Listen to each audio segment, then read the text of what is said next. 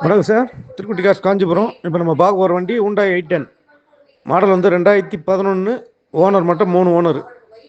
Kilometre 65,000 kilometre ஓடி இருக்கும். 4 டயருமே புது டயர். i10 மேக்னா அது பெட்ரோலு. எஃப்சி வந்து பார்த்தீங்கன்னா இந்த வருஷம் லாஸ்ட்டில் வருது. 11 மாதம் 12 மாதம் வருதுன்னு நினைக்கிறேன். இன்சூரன்ஸும் இன்னும் 2 மாதமோ 3 மாதமோ இருக்கும். நீங்கள் ஆப்பில் செக் பண்ணிங்க. வண்டி வந்து காஞ்சிபுரத்தில் தான் பார்க்கணும்.